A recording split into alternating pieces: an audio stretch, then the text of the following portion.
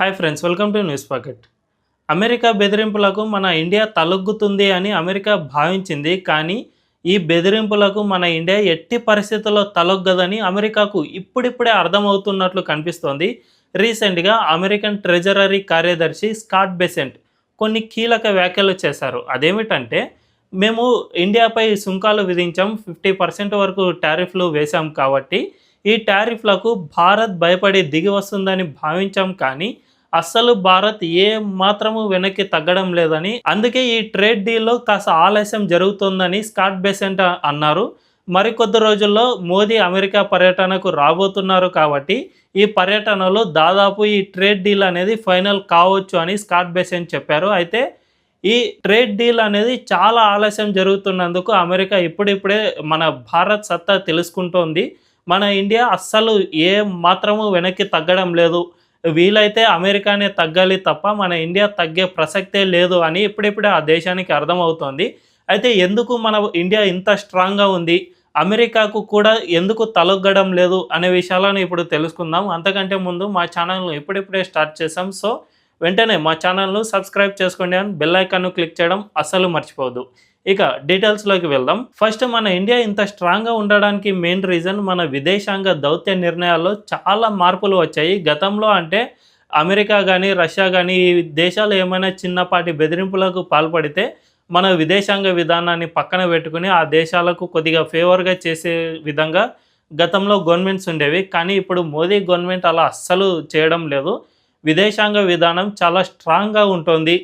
First మన Indian first అనే నినాదాన్ని విదేశాంగ విధానంలో అవలంబిస్తోంది.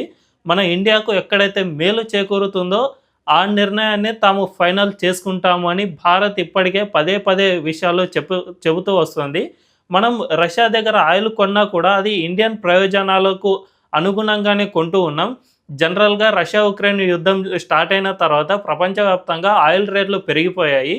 కానీ రష్యా మాత్రం మనకు డిస్కౌంట్ రేట్కు ఆయిల్ను సరఫరా చేస్తామని ముందుకు వచ్చింది. కాబట్టి డిస్కౌంట్లో ఆయిల్ వస్తూ ఉంటే మనం ఎందుకు దాన్ని కొనకుండా ఉంటాము, ఖచ్చితంగా కొంటాం. కాబట్టి అంతకుముందు రష్యాతో చాలా తక్కువగా మనం ఆయిల్ దిగుమతి చేసుకునే వాళ్ళం. కానీ ఈ డిస్కౌంట్ రేట్లకు ఎప్పుడైతే ఇవ్వడం స్టార్ట్ చేసిందో అప్పటి నుంచే మన ఇండియా చాలా ఎక్కువగా రష్యా నుంచి ఆయిల్ను కొంటూ వస్తుంది. సో మన దేశ ప్రయోజనాలు అంటే మన దేశంలో పెట్రోల్ రేట్లు ఇటువంటివి పెరగకుండా చూసుకునేందుకు రష్యా నుంచి ఆయిల్ కొనుగోలు చేస్తుంది. దీంతోపాటు అమెరికా నుంచి మనం వ్యవసాయ ఉత్పత్తులు కొనాలి అని ట్రంప్ ఒత్తిడి చేస్తూ వస్తూ ఉన్నాడు. అమెరికాలో వ్యవసాయ ఉత్పత్తులు చాలా ఎక్కువగా పండుతూ ఉన్నాయి. వాటిని బయట దేశాల్లో అమ్ముకోవడానికి వీలు లేకుండా పోయింది. అదెందుకంటే అక్కడ ఫార్మింగ్కు పెద్ద పెద్ద వాహనాలు, పెద్ద పెద్ద యంత్రాలు అవి యూజ్ చేస్తూ ఉంటారు. దానివల్ల అక్కడ ఫార్మింగ్ కాస్ట్ అనేది కొంచెం ఎక్కువగానే ఉంటుంది. అమెరికాలో కూలీలు దొరకడం అంటే కాస్త కష్టమే కాబట్టి అక్కడ ఫార్మింగ్ కాస్ట్ అనేది కొంచెం ఎక్కువగానే ఉంది. వాటిని ఇతర దేశాల్లో అమ్ముకోవాలంటే కొద్దిగా ఇబ్బందిగా మారింది.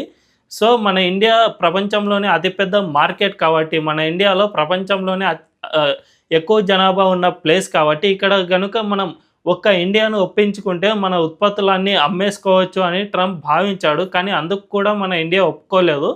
మన ఇండియాలోకి ఇప్పుడే ఫార్మింగ్ అనేది చాలా ఎక్కువగా ఉంది. మనమే ఇతర దేశాలకు ఎక్స్పోర్ట్ చేస్తూ ఉన్నాం. అటువంటిది ట్రంప్ మన ఇండియాకు పంపిస్తే మనం ఏం చేసుకోవాలి వాటిని? దానివల్ల ఇక్కడి రైతులకు గిట్టుబాటు ధర కూడా లభించదు. ఎందుకంటే జనరల్గా ఎలా ఉంటుందంటే ఎక్కువగా ఏది లభిస్తే వాటి ధర పడిపోతుంది. ఇప్పుడు ఫర్ సపోజ్ టమాటాలు ఎక్కువగా లభిస్తే వాటి ధర రూపాయి 2 రూపాయలకు పడిపోతుంది. అలా అమెరికా నుంచి మనం ఏవి ఎక్కువగా దిగుమతి చేసుకుంటే వాటి రేట్లన్నీ పడిపోతూ వస్తాయి. దీనివల్ల మన ఇండియన్ రైతులకు నష్టం చేకూరుతుంది. కాబట్టి మోదీ ఈ 2 నిర్ణయాల్లో చాలా కఠినంగా వ్యవహరిస్తూ ఉన్నారు. ఇండియన్స్ ఫస్ట్ అనే నినాదంతోనే విదేశాంగ దౌత్య విధానాన్ని మొత్తాన్నే మార్చేశారు. దీనివల్ల అమెరికాకు కానీ రష్యాకు కానీ ఏ దేశానికి తలొగ్గకుండా మన ఇండియాను స్ట్రాంగ్గా నిలిపే ప్రయత్నం చేస్తూ ఉన్నారు. సో ఇదే విషయం ఇప్పుడిప్పుడే ట్రంప్కు అమెరికాకు అర్థమవుతూ వస్తుంది. ట్రంప్ రీసెంట్గానే అంటే ఒక జనవరిలోనే ట్రంప్ అధికారంలోకి వచ్చాడు. సో మోదీ తన ఫ్రెండే కదా, ఏం చెప్పినా వినేస్తాడు, తాను చెప్పిన మాట మోదీ కాదన్నాడు. అంతేకాకుండా మేము అగ్రరాజ్యం కాబట్టి భారత్ అనేది జస్ట్ ఒక థర్డ్ వరల్డ్ కంట్రీ కాబట్టి ఆ దేశం మేము ఏం చెప్పినా వినాల్సిందే, ఇక మేము చెప్పిందంతా మోదీ చేసేస్తాడు అని ట్రంప్ అనుకున్నాడు. కానీ మోదీ అలాంటి వ్యక్తి కానే కాదు అని ట్రంప్కి ఇప్పుడిప్పుడే తెలిసి వస్తుంది.